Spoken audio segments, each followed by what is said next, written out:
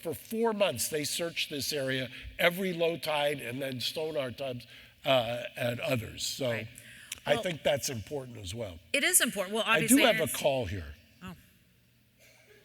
Your telephone number will be monitored and recorded. We're going to have to switch subjects, I will think. not be charged for this call.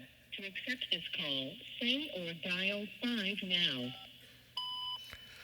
Thank you for using Global Tel Link. Lyle, Hi, Mark. how are you? I'm doing very well, thank you. And where are you calling from? I'm here at RJJ Donovan in San Diego State Prison, the only one in the county. And ladies and gentlemen, this is Lyle Menendez, who is calling in as kind of a set. You're getting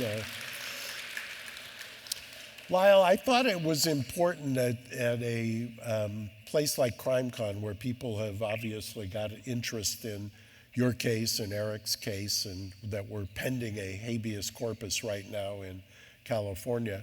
One of the things that I thought was interesting, people talk about your case, and we've got a number of minutes, I think, but we're being recorded, ladies and gentlemen, so you understand. Mm-hmm. So one of the things, you've been in custody now, what, almost 35 years? That's correct, yes. Okay. And you're now, how long has it been that you and Eric are at the same location? About 7 years now. Wow.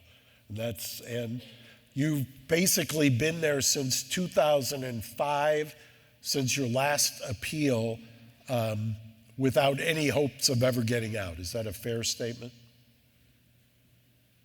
Right. Okay. Exactly, a life sentence with very little hope, Yeah, what we call life without parole, LWOP. And the reason I bring that up is that you've done something that I thought nobody would really know about outside of the prison system, and it's called the Green Spaces Project. Can you talk about that for a second? Sure. So doing life without, I had a choice of just sort of sit around and watch. This call and your telephone number will be monitored and recorded. Maybe you find yourself getting into trouble or just doing nothing productive with your time. And I just wanted to do something more than that. And so I wanted to try to see if I could be part of this movement, this solution to rehabilitate prisoners. It started about 15 years ago, California Corrections, and I think the whole country realized that this sort of punishment model of corrections, treating prisoners as should be just punishment, was just causing prisoners to parole, commit more crimes, not adjust to society, and come right back. So both the taxpayer and just sort of criminal rights groups just felt like, and even victims' rights groups felt like we have to do something different. So they started education programs and classroom programs to try to change guys' lives so that they could become better neighbors and succeed. And the problem was that the prisoners were struggling. In my lived experience here, I found that one of the reasons they were struggling is that their physical living environment was sending them a very opposite message. The way they had constructed these prisons and the yards was so harsh and oppressive that it was sending them a message that they were irredeemable, and these classroom lessons were not really real, that they shouldn't buy into that.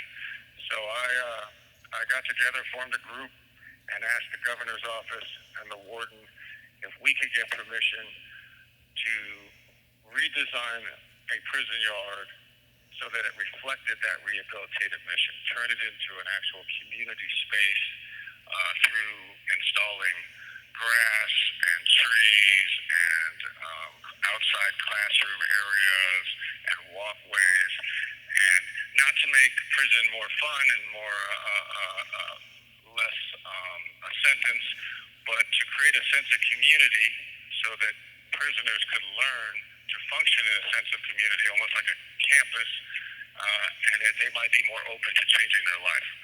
And those principles are kind of well-founded in Europe and Norway. Norway kind of leads the way in that regard. And so for the first time, we're going to be doing that on a prison yard in California, and we've sort of already begun. It's all paid for through outside funding, public donation. So I have a question for you. I'm coming to visit you this month for a very special occasion. Can you tell them what it is? I believe June 20th? No, not what you think, Laura. Oh, June 20th, right. That's when I get my bachelor's degree in sociology at UC Irvine. It's the first time that a University of California university has partnered with corrections to have a very small graduating class. I managed to earn my way into it, so about 23 incarcerated guys will be graduating on June 20th, so it'll be exciting. So I have a question for you, and it's kind of I know it's almost like an infomercial, but the habeas corpus that I filed and with Cliff Gardner, my trusty appellate guru, was about a year ago. Is that right? 1 year, just about a year, yeah. Yeah, about a year ago. Before that, you had virtually no, like I had mentioned before, your appeal had expired in the Ninth Circuit on the habeas back in 2005. So for the last almost 20 years or 18 years, you had no hope whatsoever.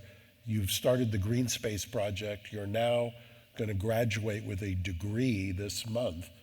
Why would you do any of that if you were an LWOP prisoner with no chance of getting out? Well, it's something I felt like, that every day counts, and I just felt like I had to make a decision. Life sort of asks you a question: what are you going to do with your life? And I just decided, even though I'm incarcerated and there isn't hope of freedom, I still have a chance to be a productive person and sort of feel like I'm proud of what I'm doing with my day.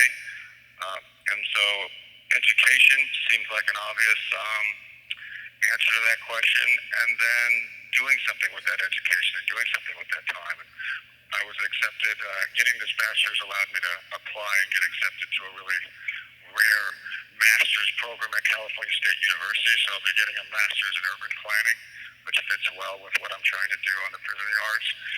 And I don't know, it makes all of my elderly aunts very happy, so there's that.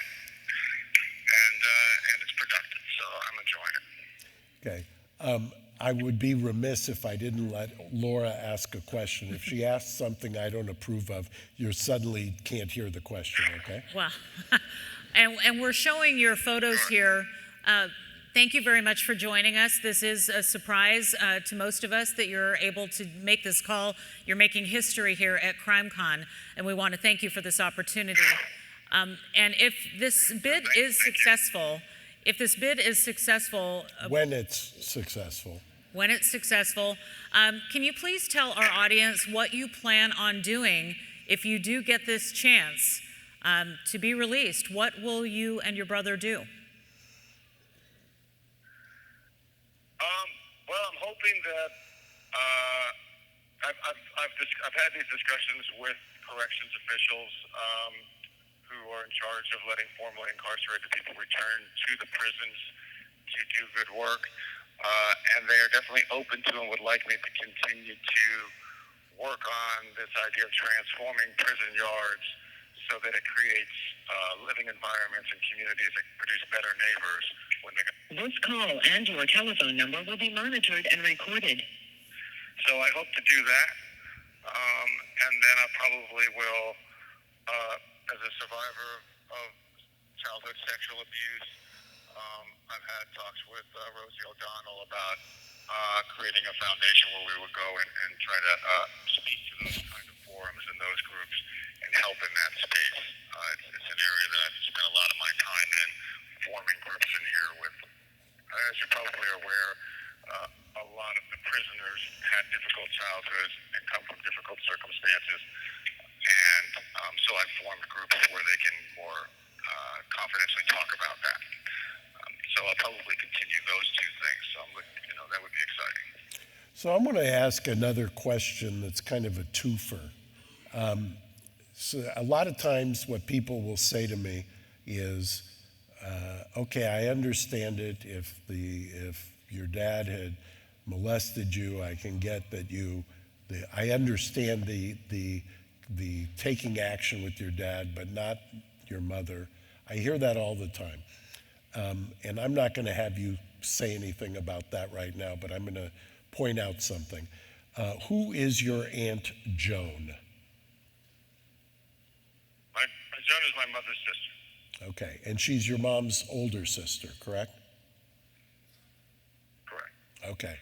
Aunt Joan did I don't know, most people don't know this. We did what's called a conditional examination. How long ago was this? Maybe within the last 120 days?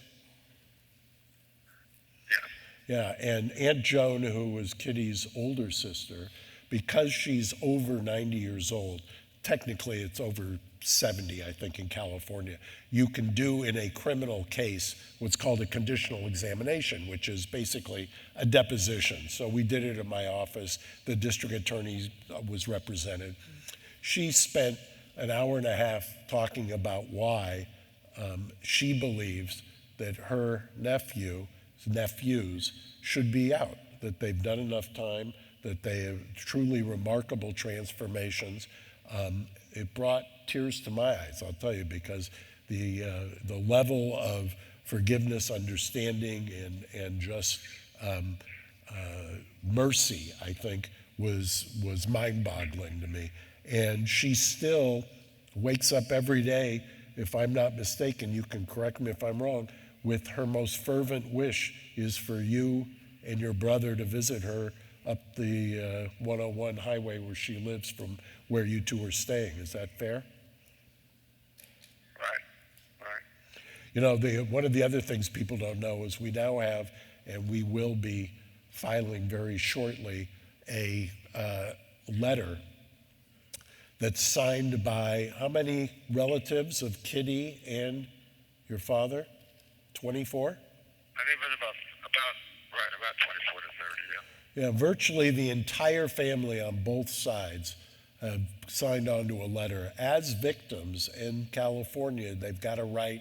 There's been some recent legislation in California, all asking that these two gentlemen be resentenced. It's always been my position that if these two mugshots you were looking at if they were the Menendez sisters, they would not be in custody right now, and that there's been a sea change in the 20 years, 30 years since then. In fact, I often tell this story. Lyle's heard it, so you can listen to it one more time. At the exact same time they were being tried and defended by a friend of mine, Leslie Abramson, in their trial, I was in trial on a murder case, and my client was a woman in Pomona, California, which is one of the toughest jurisdictions in LA County. And her name was Yoshi Kale, and she was charged on trial for murder of her husband, and then she tried to commit suicide and failed. She was acquitted of the murder and ultimately sentenced to probation for a manslaughter because I was able to use battered woman syndrome. What people don't remember is in the Menendez, I always call them the boys case, that they tried to use in trial number 2 the same doctrine, and it was actually ruled upon that did not apply to abuse of children. Isn't that wild? That shows you where we were back then. The world has changed so much. And Lyle, while we have you, I know we only have a few minutes, and if you're just joining us and you're walking in the room, we are experiencing a collect call from prison right now with Lyle Menendez, who is joining us right here on the CrimeCon stage. And I want to ask you, Lyle, because I always close my interviews with this, is there something that you want this audience and the world to know? We have you now. This is a very rare opportunity for you to share something, anything at all, that you want to tell us. How about that for putting you on the spot? You have 60 seconds remaining. That's quite, boy, that's quite a showstopper. Right. I would just express gratitude to so many, really, just an enormous number of people around the world and around the country who have written my brother and I, or have visited the Facebook page that I created for victims to express themselves on through my family's help, and just express gratitude for their support director believes that we should be given a second chance because we don't have the ability to write everyone back like that. So we're grateful, we're humbled by it, and we appreciate it. We hope for the best. Yeah, it's going to happen. It'll happen And also, soon. Mark, a shameless plug. It is funded by the public, so greenspace-project.com has a big website on this project, and they can come and see what it's all about and donate. So we can plug that. Thank you. And that was There it. it goes. Look at that, the plug, and it's done. Yeah. Wow. That was something. That was something.